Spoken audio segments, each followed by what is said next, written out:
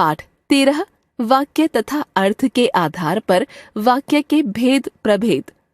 Sentence and its types on the basis of meaning.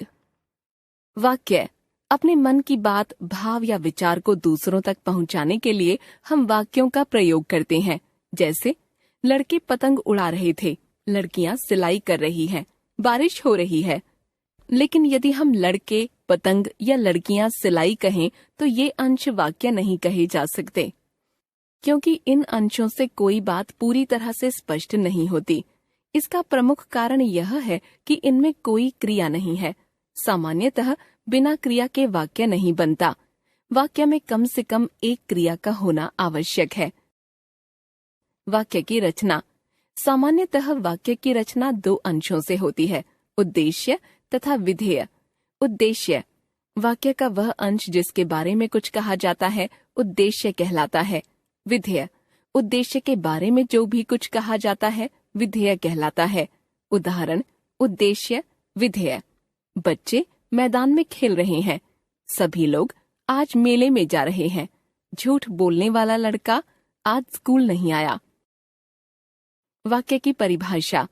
उद्देश्य तथा विधेय से युक्त भाषा की वह इकाई जो किसी भाव या विचार को पूरी तरह से व्यक्त कर सकती है, वाक्य कहलाती है। अर्थ के आधार पर वाक्य के भेद। अर्थ के आधार पर वाक्य के निम्नलिखित भेद किए जाते हैं। कथनात्मक वाक्य। जिन वाक्यों में सामान्य कथन होता है उन्हें कथनात्मक वाक्य कहते हैं। इन्हें विधानार्थक वाक्य भी कहा जाता है। जैसे बच्चे शोर कर रहे हैं, हम लोग खाना घर पर ही खाएंगे, मीरा डॉक्टर है, बारिश हो रही है। निषेधार्थक वाक्य। जिन वाक्यों में कथन को नकारा जाता है उन्हें निषेधार्थक या नकारात्मक वाक्य कहते हैं। हिंदी में प्रायः न, नहीं तथा मत लगाकर निषेधार्थक वाक्य बनाए जाते हैं। जैसे बच्चे शोर नहीं कर रहे, हम लोग घर पर खाना नहीं खाएंगे, मीरा डॉक्टर नहीं है, तुम यहाँ मत बैठो। आज्ञार्थक वाक्य। जिन वाक्यों में आज्ञा, आदेश, प्रार्थना, अनुमति आदि के भाव प्रकट किए जाते हैं उन्हें आज्ञार्थक वाक्य कहते हैं। जैसे तुम यहीं बैठो, अपना अपना काम कीजिए, बाजार से घी लेते आना, कृपया आप यहाँ से चले जाइए। प्रश्नवाचक वाक्य। जिन वाक्यों में वक्ता कोई प्रश्न पूछता है उन्हें प्रश्नवाचक वाक्य कहते हैं। जैसे आप लोग कहाँ रुकेंगे, यह घर किसका है, क्या मैं भी आपके साथ आ सकती हूँ, क्या आज स्कूल खुला है। इच्छार्थक वाक्य। जिन वाक्यों में वक्ता अपने लिए या किसी दूसरे के लिए इच्छा व्यक्त करता है उन्हें इच्छार्थक वाक्य कहते हैं। जैसे ईश्वर तुम्हें सफलता दे, काश मैं पास हो जाता, चलो अब चलते हैं, शादी की ढेर सारी शुभकामनाएं। संभावनार्थक वाक्य। जिन वाक्यों में वक्ता संदेह का भाव प्रकट करता है उन्हें संभावनार्थक वाक्य कहते हैं। जैसे शायद वे लोग आ जाएं, संभवतः आज पिताजी आए, हो सकता है बारिश न आए, अब वह बड़ा हो गया होगा। विस्मयादि बोधक वाक्य।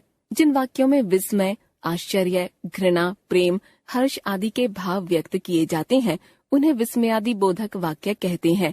जैसे ओह कितना सुंदर फूल है, शाबाश ऐसे ही पढ़ाई किया करो, हाय मैं क्या करूं, वाह आपने तो आज कमाल ही कर दिया।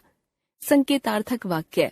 जिन वाक्यों में किसी न किसी शर्त को पूरा किया जाता है उन्हें संकेतार्थक या शर्त बोधक वाक्य कहते हैं। जैसे अगर तुम रुकोगे तो मैं भी रुक जाऊंगा, अगर पढ़ते तो पास हो जाते, यदि वे नहीं आए तो मुझे जाना होगा, यदि योगासन करोगे तो स्वस्थ रहोगे। वाक्य रूपांतरण। वाक्य रूपांतरण से तात्पर्य है एक प्रकार के वाक्य को दूसरे प्रकार के वाक्य में बदलना।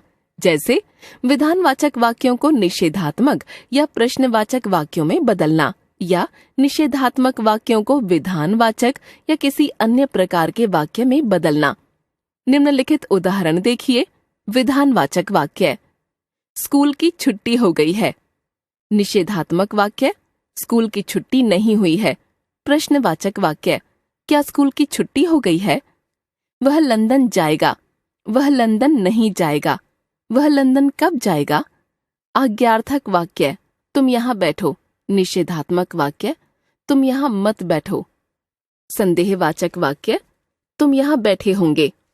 आप खाना खाइए, आप खाना मत खाइए। आपने खाना खाया होगा।